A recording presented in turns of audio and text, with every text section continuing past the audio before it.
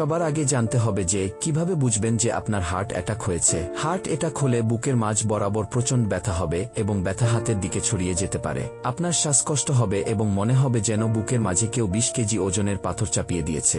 কাঁধের দিকে এবং ঘাড়ে প্রচণ্ড ব্যথা হতে পারে। শরীর ঘেমে যাবে এবং কখনো কখনো শরীর কিছুটা নীলচে রং ধারণ করতে পারে।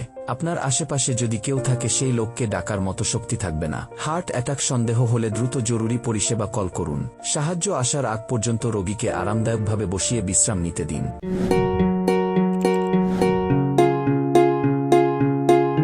তারপর এসপিরিন 300 গ্রাম ট্যাবলেট চিবিয়ে খেতে হবে। বাজারে সাধারণত এই ওষুধ ইকোস্পিন 75-100 নামে পাওয়া যায়। 75 mg হলে 4টা আর 100 mg হলে 3টা ট্যাবলেট রোগীকে চিবিয়ে খাওয়াবেন। তারপর নাইট্রোগ্লিসারিন স্প্রে জিহ্বার নিচে 2 বার চাপ দিতে হবে।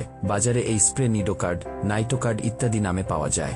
এবং তারপর একটি এটারভেস্টেটিন ট্যাবলেট 40 mg রোগীকে খাওয়াতে হবে। বাজারে এই ঔষধ এটোবা, টিজিনোর, এভাস 10, 20 ও 40 mg হিসেবে পাওয়া যায়। ঠিক একইভাবে এই ওষুধ 10 mg হলে 4টা, 20 mg হলে 2টা এবং 40 mg হলে একটা ট্যাবলেট সাথে সাথে খাওয়াতে হবে। তারপর যত দ্রুত সম্ভব রোগীকে সরাসরি হাসপাতালে নিয়ে যেতে হবে।